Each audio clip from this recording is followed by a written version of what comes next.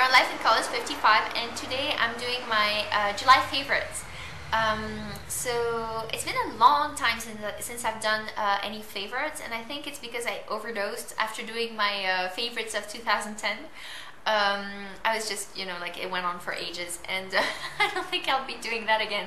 But I do like doing my monthly favorites because it's in a given month you always use some products more than others, and so depending on the season and what's your mood, then maybe you can sense a certain trend, like you're using the same products over and over again. And I think that's interesting to share with people who probably have the same weather as you do, and so maybe you've changed your foundation routine that month, and it's interesting to them to see how you fight the heat, for example, or something like that.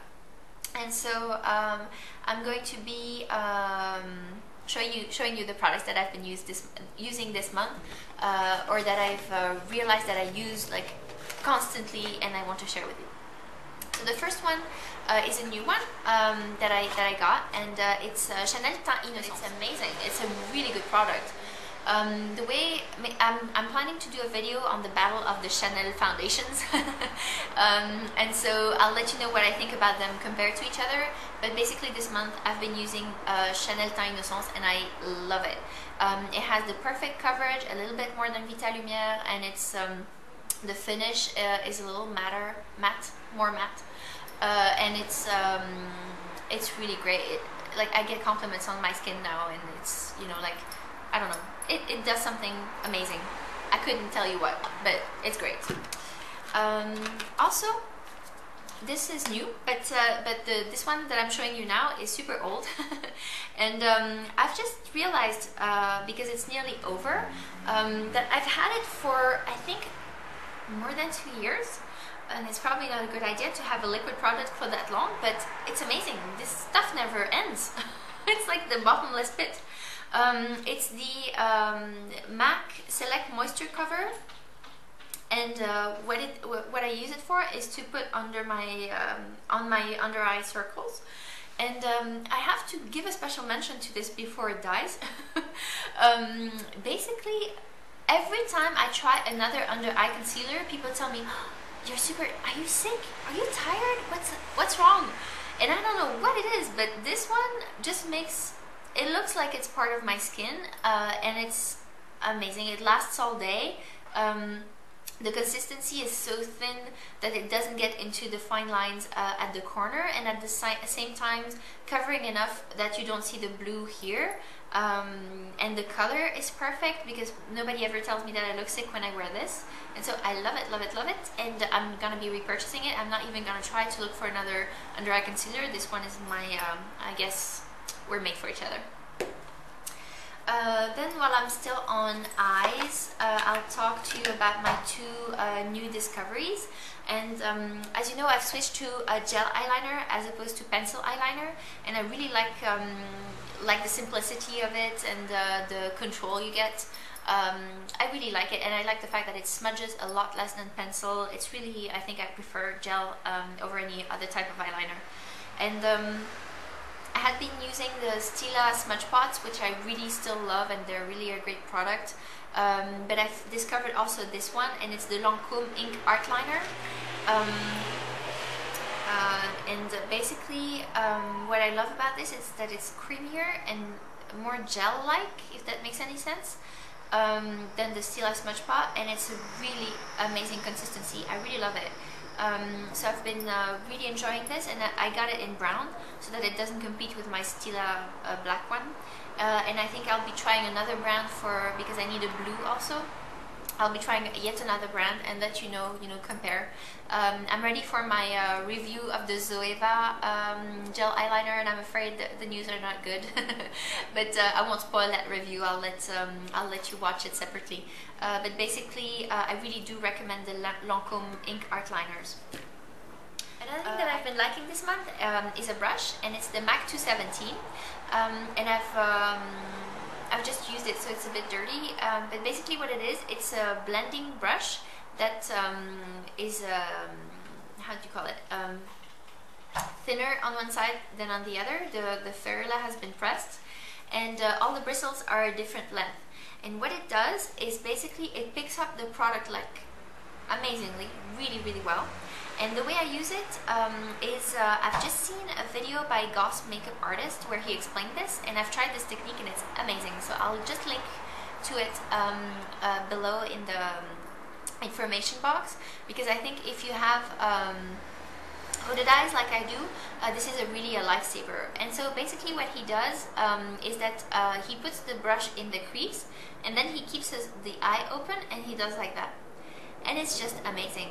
It's a really great technique because you get then the product exactly where you're supposed to put it. You know, if you close your eye and you try to put the product, you might you know, do an arc that is not exactly in the right place, or it might be too low, and then when your eye is open you can't see it. But if you keep your eye open, then when you apply the product, it's going to be going in the crease and a little bit above the crease, and so you'll be able to see the color even when your eye is open. And I think it's an amazing technique, and I'm so happy that I learned it. Thank you, Goss Makeup Artist. And so that is why I have really been enjoying the MAC 217, which up to then I had been using only as an all-over eyeshadow color brush, or as a blending brush like the 224. But this really, the fact that the brush is actually you know, flattened, makes this technique, makes it perfect to use for this technique. And so this is a great brush to have. I really recommend it. Then moving on to blushes, my all-time favorite for many months now because I haven't done a favorite since January. But basically I did have to put it in 1 month, so I put it in July, but it's been my favorite since the beginning of the year. This is a MAC Cubic. Amazing color. It's gorgeous. It's so subtle, so unique. It's a little bit brown, a little bit pink, a little bit I don't know. It's matte. When you put it on, you look like you have cheekbones, but it's not a bronzer, it's not a contouring color. It's a blush, gorgeous blush. It looks subtle, it looks like it's part of your skin. It looks understated, elegant, love it. Yeah, I'm in love. So that's the Cubic. And also I've discovered e.l.f. blushes, and I really love this one. This is called Candid Coral, and I thought I couldn't wear corals, but this guy convinced me otherwise, and I'm eternally grateful for this, because I thought that due to my coloring, because I'm pinkish colored on my skin, that I couldn't wear coral, but in fact I can, if they're peach enough. And this one is just perfect. It has the tiniest bit of shimmer, but really don't be afraid if you don't like shimmer, because I don't like shimmer either, and this, you can barely see it. And the peachy color is really perfect for summer. I really love it when I wear it, because it changes a little bit from all the pinks that I have. So I love this blush and I really recommend it. So it's by e.l.f. Did I say the name? Yes, Candid Coral. And the last thing that I love this month is a lipstick, and I'm wearing it right now in case you're wondering. And it's simply a lipstick by Sephora, the brand Sephora. So they look like this. I think the packaging is just gorgeous. A bit on the bulky side, but just amazing. I really love it. And you can also, what I love about them is that you can actually see the color that you're picking, because it's not real lipstick, but it's sort of like a reproduction of the color. And so if you have several, you can just put them up like this, and it's flat here, so you can put them up on their head, and this will be, you will be able to differentiate while you understand me. And so look at this. It looks bright red, doesn't it? But on my lips, it's not opaque. It's a little bit sheer, and so the red is still there because it's still a red lip, but it's so sheer that it actually looks much less horrible and in your face. And I don't know if you've seen my pronunciation video where I look like Morticia with like a pure matte red opaque on my lips. It makes me look completely white. My face is drained of color. Whereas with this, the rest of my face is still colorful, but the lips stand out more without being overpowering to the rest of my face. And I really think it's amazing. The consistency is a bit matte. So basically, it's not a shiny color, it's not a glossy color. When you have it on your lips, you don't feel like it's sliding off. It stays put. And the smell, I think it's really original and unique. It smells of blackberries to me. You know, berries of some sort. It doesn't smell of vanilla like MAC. It doesn't smell of mint like the Cargo Gloss and stuff. So it's really, I think, a great discovery. The Sephora brand lipsticks, I really recommend them.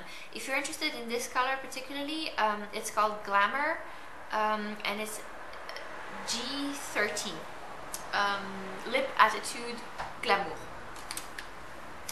And one product that I did not like this month is, curiously enough, my favorite mascara, L'Oreal Voluminous from Drugstore. It's my favorite so far. I'm trying a different mascara every 2 or 3 months to discover new brands and new textures and the effect they have. But basically, one of the favorite ones I've found so far in terms of price and the look to your eyes, it's very similar to Hypnose, Lancôme Hypnose Drama, which is my favorite high-end mascara, and the most comparable I've found to it on the drugstore end is the L'Oreal Voluminous. But be careful, because there are many versions of it. The one I had tried before that I adored was the waterproof version, which has a regular brush. This one, on the other hand, is called the curved brush, and it is completely ridiculous. This thing comes with a curved brush as advertised, but it is, I don't know how they did their thing, but it's completely unusable because there is nothing in the bottle to remove some of the mascara as you pull the brush out. And so when you pull it out, it is covered in gunk. Like the bristles, you can't even see the bristles for all the gunk on the brush.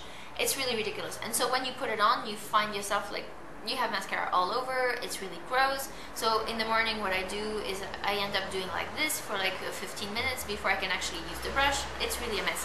I really don't recommend the curved brush one. That being said, the product inside is the same as the other mascara, L'Oreal Voluminous, and so it's really a good mascara. But I wouldn't recommend the curved brush one. I would recommend the regular or the waterproof, which have the round brush. And I think that's all for my haul. Force of habit. That's all for my July favorites. I hope you enjoyed them, and thank you so much for watching my channel. Bye bye.